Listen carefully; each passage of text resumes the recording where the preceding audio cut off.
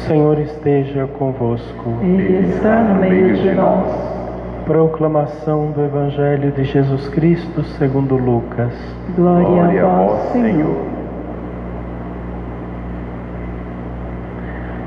Naquele tempo, Jesus entrou no templo e começou a expulsar os vendedores. E disse: Está escrito: minha casa será casa de oração.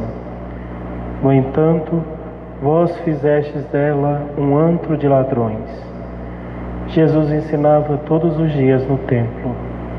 Os sumos sacerdotes, os mestres da lei e os notáveis do povo procuravam um modo de matá-lo, mas não sabiam o que fazer, porque o povo todo ficava fascinado quando ouvia Jesus falar. Palavra da salvação. Glória a vós, Senhor.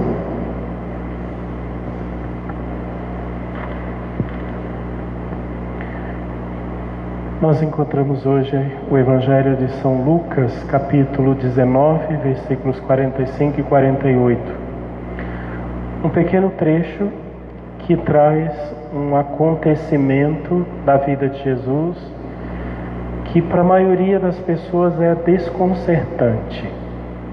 Porque a gente criou uma ideia de Deus, uma ideia assim: Deus é amor.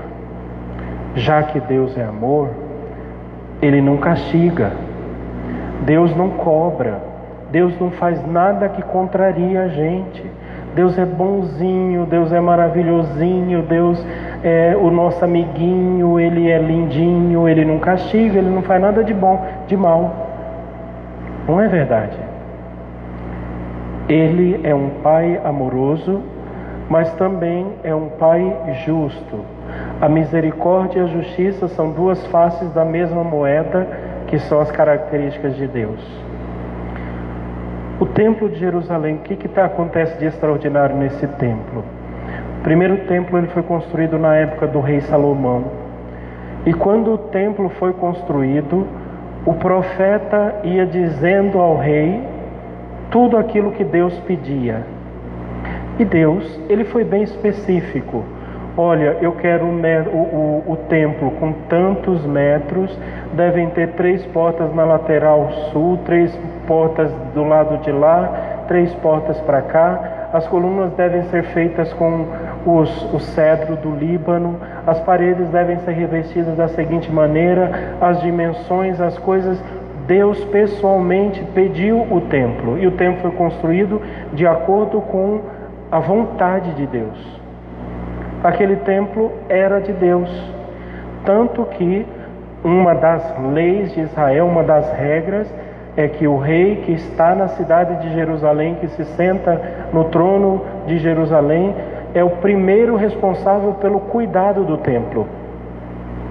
Mas o rei de Israel, que na época de Jesus já não era um rei verdadeiro, era um rei vassalo do Império Romano, estava pouco se lixando para o templo. Então o templo virou um comércio. Na porta do templo tinha banquinhas de gente trocando moedas, porque as moedas do império não podiam entrar dentro do templo, elas eram profanas. Tinha então mesas de cambistas, tinha gente vendendo bezerro, vendendo vaca, vendendo os cabritos para fazer o sacrifício, tinha gente vendendo comida, tinha gente fazendo troca, fazendo negócios, tinha gente combinando prostituição, fazendo roubo, uma série de coisas. O templo de Deus virou uma baderna. Jesus então, tomando para ele a autoridade que era própria do rei, pega um chicote e começa a bater em todo mundo e dizer: para com isso. Deus deu o templo para vocês, mas vocês não podem se esquecer que o templo é do meu Pai. A casa do meu Pai tem que ser uma casa de oração. Então Deus, Ele deu generosamente, Ele fez generosamente aquele templo, mas Ele cobra a responsabilidade do povo sobre aquele lugar que Ele criou. A atitude de Jesus tem que ser a nossa atitude. Qual é o templo? Isso aqui é o templo também de Deus, a igreja. E é por isso que nós, tem uns padres, uns mais zelosos do que outros, mas geralmente nós buscamos as coisas mais bonitas para colocar na igreja, os nossos objetos que estão em cima do altar, o vaso, os vasos, quer dizer, o cálice, a patena, as coisas, elas são douradas, parecem ouro. Quem dera fosse de ouro, mas não é de ouro. Parecem ouro, são douradas para dizer da nobreza, da dignidade, as vestes sacerdotais, os objetos. Nós cuidamos disso com todo carinho, mas não é somente o templo. O meu templo que existe dentro de mim também precisa ser cuidado, precisa ser zelado. E a primeira coisa que a gente, para poder zelar, tem que entender é que eu tenho que compreender que eu também sou sagrado, que eu também sou de Deus, que eu também sou propriedade de Deus. E que se eu não tiver zelo, se eu não tiver, às vezes, atitudes duras comigo mesmo, eu vou acabar sendo destruído, como o Templo de Jerusalém foi destruído no ano 70 depois de Cristo. Por quê? Porque eles se venderam, abandonaram Deus, se deixaram levar pelas coisas e Deus disse, então deixa se acabar. E a mesma coisa que Deus fará conosco. Se a gente não violentamente cuidar do nosso templo, da nossa vida, da nossa alma, se não fizer Deus ser o rei do nosso coração, se a gente não tiver zelo pela casa de Deus, ela será destruída por nós mesmos. Então às vezes a gente tem que ser violento, às vezes a gente precisa fazer violência para a gente mesmo, dizer, olha, está na hora de desligar o celular, agora eu vou sentar e vou rezar. Está na hora de parar de fazer determinadas coisas, porque eu sou o templo de Deus, eu tenho que cuidar de mim. Precisa aqui uma série de coisas, né? Precisa a gente cuidar da alimentação, fazer exercícios também, procurar um médico, cuidar da gente também, mas também obedecer às nossas necessidades de sono, dormir direitinho, fazer uma série de coisas, cuidar não como uma propriedade nossa, que é um parquinho de diversão que eu faço dele o que eu quero, mas como propriedade de Deus que eu tenho que zelar e cuidar, porque um dia o Senhor vai pedir conta dele.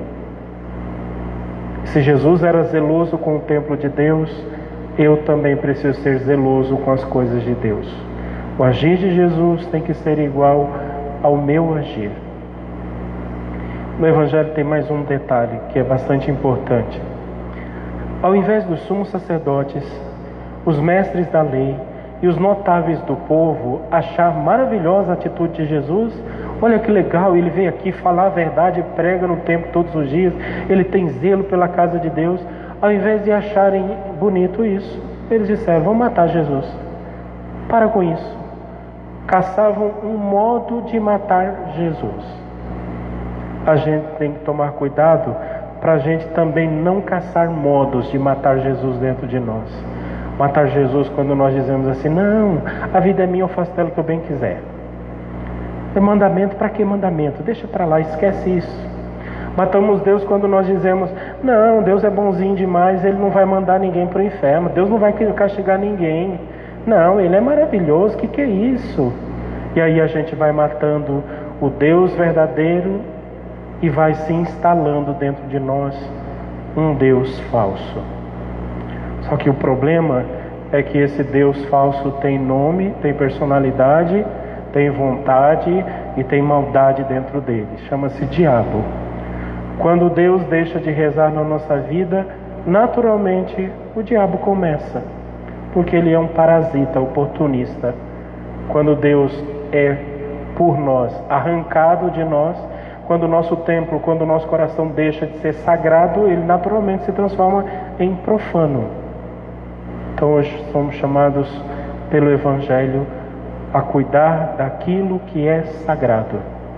E o que há de mais sagrado é a sua alma, que está dentro de você.